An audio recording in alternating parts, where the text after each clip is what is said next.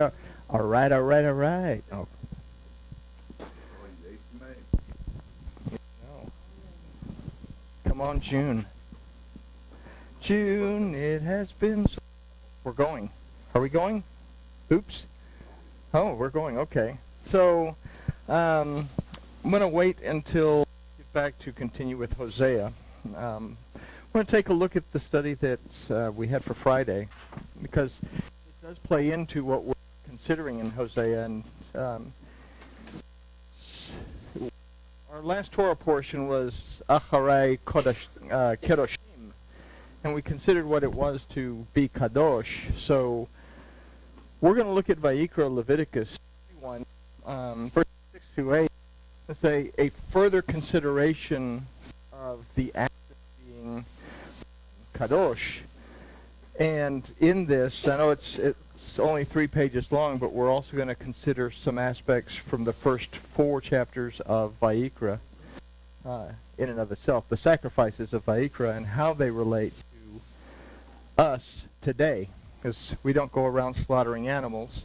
So something has to be within those sacrifices of those animals. Something has to speak to us today that's applicable as instruction if we say that we are to observe the Torah. So let's talk to our Elohim. We'll take a look at what I thought was a kind of an interesting study.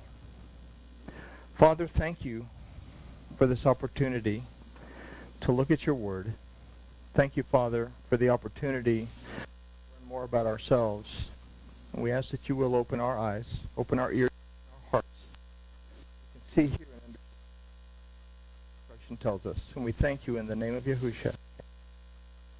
So the first thing to consider is, we call it Vayikera or do we call it Leviticus? The word Vayikera means and called. Okay? So Elohim called a group of people into service and then gave them these instructions on how to serve the people. As opposed to calling it the book of Leviticus, where we look at it, oh, well, these are instructions to a group of people called the Levites that were around 3,000 or 4,000 years ago, and it pertains to them, and so it's no longer applicable. So which one do we want to look at? Well, if we consider it instruction, we have to say this is Vayikera. This is a calling out to us to tell us something. So it becomes a very important aspect in this, and it brings up a question: am I called by my Elohim? Do I hear and observe his instructions in my life? Instead of looking at it as it's applying to a group of people called the Levites. So we're looking at verses 6 through 8 of Vayikera 21. And 6 says, "They shall be set apart to their Elohim, and not profane the name of their Elohim, for the offerings of Yahuwah made by fire, the bread of their Elohim, they do offer. Therefore they shall be set apart." Okay, so again, we look at this from an ancient point of view. This is talking to the Levites. The Levites are special. This is what they do. How does it apply to us today? If it's calling us, and we are to be a set-apart nation, a nation of Kohanim, that we are to be the ministers and the teachers that go forward into the world around us, how does this apply to us? So let's begin with the phrase, "They shall be set apart to their Elohim and not profane the name of their Elohim." So what is it that makes you as an individual distinct in your relationship with your Elohim? What sets you apart to Elohim? We begin by seeking a close relationship with Yahweh, and this begins in knowing who our Elohim is. So what do we know about Elohim? Okay, we know his name is Yahuwah. Okay. This in and of itself means existence, but every aspect of existence at every moment of existence. And that if he's Elohim as a concept, an ancient Hebraic concept, he's the mighty force in our lives that governs everything that happens. So we say that within him we live and move and have our existence according to what Paul says, but we also consider that I can do all things through Mashiach who strengthens me. I can do all things through this anointing of Yahuwah that empowers me to be able to overcome. And we can also consider Elohim from the point of view that without the natural forces around us, we cannot exist. We're basically big blobs of energy. We're batteries walking on two legs, and that everything that is created around us gives us life. Okay, so that's a scientific approach. So we have to get away from this idea that the concept of a deity that is a little man floating around in space is not a relationship with Elohim. Our relationship with Elohim is realizing that because Elohim exists, we exist. Does that make sense? Okay, good. All right. So we have this word used for profaned. And the word is halal. That means to pollute or to make common. So how do we pollute or make common the name of Yahuwah? So the first thing is that we forget what Paul says, that it is within him that we live and move and have our existence. How do we make this idea of Yahuwah Elohim common? Is that our Elohim doesn't exist other than for a few hours on Torah study night or a few hours on Shabbat, because the rest of the time it's up to me to be able to do whatever I need to do. I remove the concept of his existence and the concept of his presence from my life, so I basically pollute my relationship because I become Elohim. Okay? So, if we consider that the name Yahuwah is composed of the roots that illustrate for us every aspect of our existence, at every moment we exist, we must look out our lives. Okay, we must look at our lives and contemplate the ways in which we pollute our lives to the point that we fail to be set apart to Yahuwah our Elohim. So in that, let's consider this phrase, the offerings of Yahuwah made by fire, the bread of their Elohim they do offer. Start the word used for offerings here is not the typical word that you have for offerings. The word that's used for offerings is ishe, that from the root isha means an offering made by fire. Literally it's esha. But we can consider a similar word, isha, to mean woman, which we'll consider that in just a second. It's a burnt offering. Okay? Now, why is a burnt offering important? Every offering that is made to Elohim in the first part of the book of Leviticus, either the entire thing is burnt and consumed by fire, or portions of it are burnt and consumed by fire. Okay? So we are offering up something. We're offering up a burnt offering. What are we offering up? And this, when we go to Vayikera and start to consider these, and this isn't in the notes because it was kind of ex post facto when I came to the realization, oops, maybe I should have put this in there. But we're going to look at some of these verses and consider this. So we have a number of offerings in the first part of Vayikera. Okay, the Levites are getting instructed as to what to burn. If we say, are we getting instructed as to what to burn, how do these offerings relate to us? So we have Vayikera chapter 1, verse 3 says, if his offering is a burnt offering of the herd. Okay? This burnt offering, this first offering, is a offering that is completely and totally burned up. The person giving it doesn't receive anything back. The Levite doesn't receive anything. The person has to want to give it, has to desire to give it. So in the first offering, the very first offering that we bring is we have to have a desire to enter into a relationship with our Elohim. That's the first offering. Okay? So we go to, we keep going. We go to chapter 2, verse 1, where it begins to talk about the grain offering.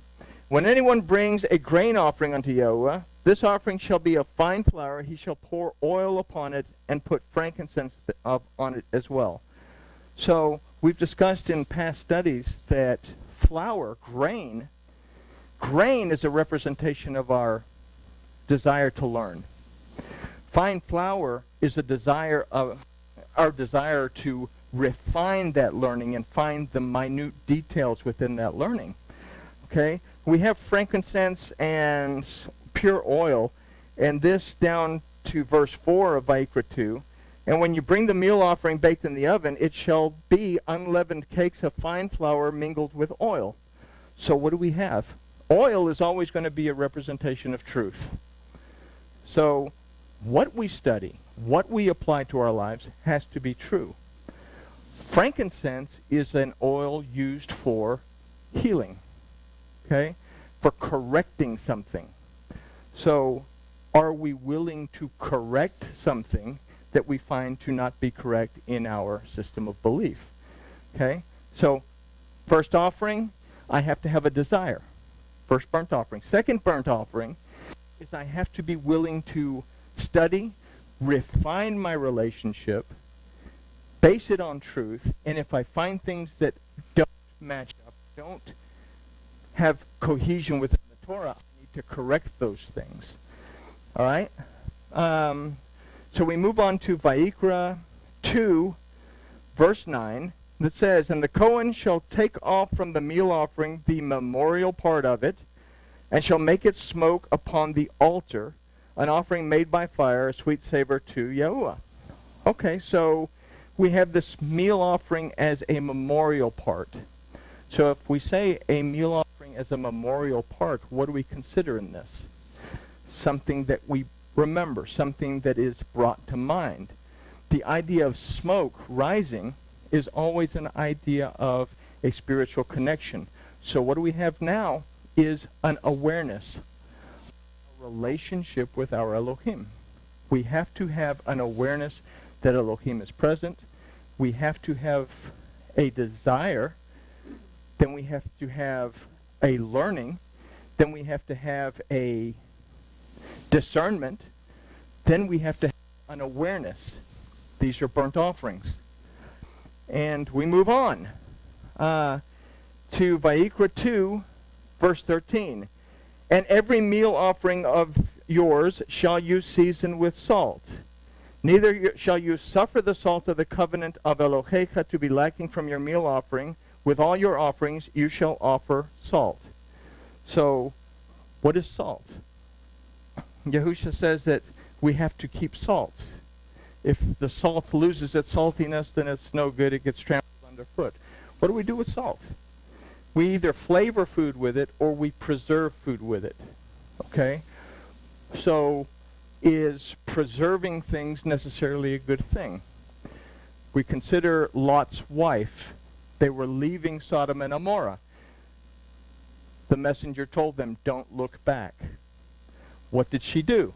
She turned around and looked back, and she was turned into a pillar of salt. What keeps us from moving forward? Well, what keeps us from moving forward is we preserve those things in our lives that we should let go of. That's the first thing. But we also need salt to bring flavor to the things that we look forward to. So in salt, we have either a preservation of our relationship with Elohim by and through his covenant, according to this, the salt of the covenant of Elohecha. So Elohecha is your Elohim, but it's an intimate your Elohim. It's Elohechem, which is talking to a group. Elohecha is talking to you as an individual. Okay? So it's my responsibility as me to preserve my relationship with my Elohim and remain in the covenant that he has given me. But it's also my responsibility to not preserve those things that I need to let go of. So desire, learning, refinement, then what else do we say? Refinement, truth, letting go of things that are not true, becoming aware, and then in this, what do I preserve, what do I not preserve? Okay? So we move on to the next one is verse 14 of Vayikera 2. "And if you bring a meal offering of first fruits unto Yahuwah, you shall bring for the meal offering of your first fruits grain in the ear parched with fire, even the crushed grain of the fresh ear." So what do we have in a meal offering of first fruits? What are the first fruits? Well, let's go back to Cain and Abel. Why was Cain's offering rejected? We say, oh, well, because Elohim had cursed the ground and he was bringing stuff from the cursed ground. No. We read about Abel's sacrifice, and it says that he brought the sacrifice, it was prepared, he even laid out the fat, he made sure that the sacrifice was right. Cain, when we read it, he said, well, he just brought whatever he had. Okay? Didn't make any effort to make sure that he brought the best.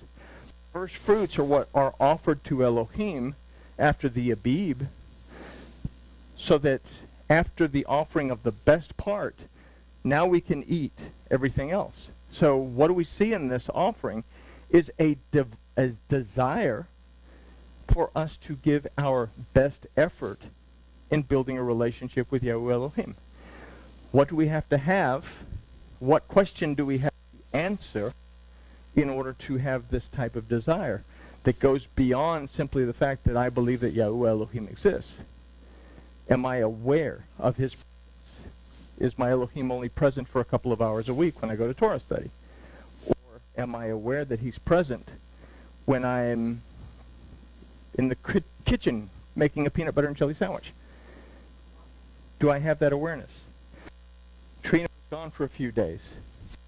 I was aware of her presence with me even though she was away. She was in my mind. How's she doing? Is she okay? Well, do I have this awareness, this desire to my Elohim in this way? Okay? So there's the next burnt offering. And then again it says, you shall pour oil upon it and lay frankincense on it. It's a meal offering. So we've considered that oil to be truth, frankincense to be something that corrects or heals.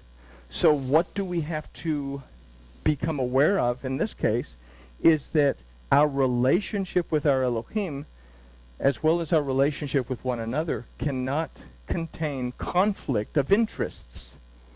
A conflict of interest. Okay? I want to do something, but I know it goes contrary to the Torah, but it's going to really benefit me to do this. Is there another way to do it? And we do it all the time. Okay? We say, well, we're Torah observant and all this, but how many times a day, really, if we're honest with each other, how many times a day do we actually violate the Torah here and violate the Torah there throughout our day? Because we feel that we have to do something. But this takes us back to our ability to make teshuvah when we have the Shema in the morning to prepare ourselves and the Shema in the evening to look at where we've been. Then we can figure out where we are, make teshuvah, and just go on, because we are going to do what we do. We're going to do what we have to do. We have to survive in this world, and sometimes, not to say it's right or wrong or indifferent, sometimes we have to fudge. So can I discern what I have to fudge as opposed to what I can do without fudging? An example. We say Elohim hates a liar. Is that in the Torah, or is that in the Tanakh? That Elohim hates someone who is deceptive? Yes, it is. So you have a 13-year-old girl named Anne Frank who is with her family, hidden in the back room, a secret room behind a bookshelf in an office building, and they happen to stay there for 2.5, I can't remember how many years. And the former employer of the Franks, a Christian person, is deceiving the Germans, saying, I don't know where they are, although he is taking care of them. Okay? Is he fudging the Torah? Is he lying? Okay? My discernment is that I have to do what is right to preserve life, and the Torah makes an allowance for it. But what do I need in order to be able to do that? I need discernment. I need to be able to know if this is going to conflict my interest, or is it in the best interest of keeping the commandments. In this case, do not murder. If they turned them over, they would be breaking that commandment of murdering. All right, so chapter 3, verse 1. And if his offering be a sacrifice of peace offerings, If he offer the herd, whether male or female, he shall offer it without blemish before Yahuwah. So we can go on. Well, let's go with this one. Okay, for intentional and unintentional transgression, physical and mental, psychological, spiritual, however you want to look at it. Okay?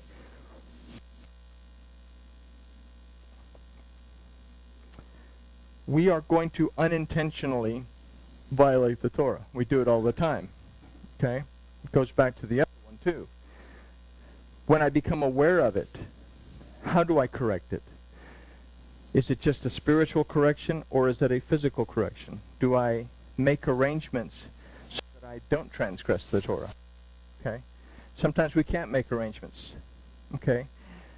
Is our Elohim so, what am I trying to say? So strict that he's going to cause us to keep the Torah as opposed to preserving life?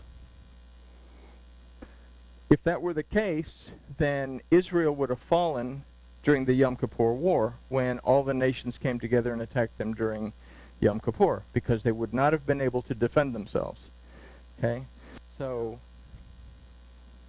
we have to understand that our Elohim is tolerant of us, but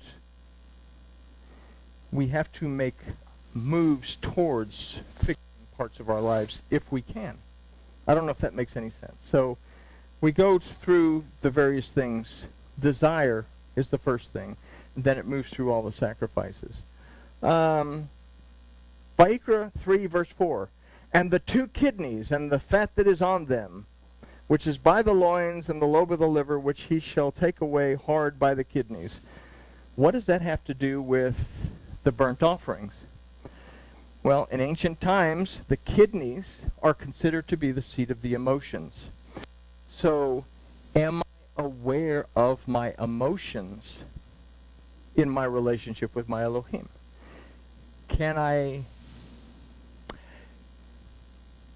I offer a proper prayer or a proper petition before my Elohim when I'm angry or extremely grieved or anything else?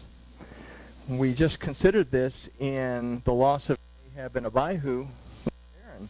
Aaron was supposed to have given an offering, but he didn't give, well, he made the offering, but he let it burn up and started eating his portion in the presence of Elohim. Moses comes and says, dude, what's up with this? And he says, I can't do it. I'm not in the right mind to be able to do this. So if I am in an emotional mess, I cannot offer myself fully to my Elohim. Even in that time, our first inkling is when we're in an emotional mess is to go to guns and go to prayer. Can we ask with a clear head what we truly need when our brains are all fuddy-duddy? Is fuddy-duddy a word? It is now. Okay, there we go. All right, and let's see. The last one is Vayikera 4, verse 2. Says, speak to the children of Israel, saying, if anyone shall sin through error with any of the things which Yahuwah has commanded not to be done, and shall do any of them. So we have to become aware of transgression. Okay? We have to become aware of transgression. How do we become aware of transgression? We're not always aware of transgression when we are transgressing. We're aware of transgression at the end of the day, or really not even in the morning. Doing the Shema in the morning is just something that gets us ready. Doing the Shema in the afternoon or in the evening is where we're able to see exactly where we were wrestling against our Elohim. So this is kind of an idea of the offerings that we make up to our Elohim burnt in fire. Starts off with desire. Then it goes to a desire to learn and refine what we learn. To be able to tell what's truth from not truth, and then correct things that are not truthful in our lives. To become aware of the presence of Elohim in our lives. What am I preserving in my life? Am I preserving things that I should be kicking out because I continue to look back? Or am I adding salt by moving forward? Okay? So a lot of things play within these sacrifices that were ordered of the Levites 3,000 years ago that influence us today. So if it's Torah and it's instruction, then it's speaking to us even today. Oh, good, I lost my place. All right. So, Ishe. We consider that the word Isha also means woman or wife. So let's consider that we are Adam, both Ish and Isha. Our lives and our relationships, not only to Yahuwah but to one another, are dependent on our physical aspects and our spiritual aspects. We look at Ish and Isha, and we have Ish as a word, and then we have Isha as a word. Okay? Ish contains a yod, whereas Isha contains a hey. Okay? So our ability to physically make changes in our lives. How do we physically make changes in our lives? We physically make those changes by taking the time to study and to understand where we're at and physically making changes. But Isha, the hey, is absent in the Ish. The hey is, the first time we see the hey as a root of a word in the Torah is in the word cheneh, that means behold.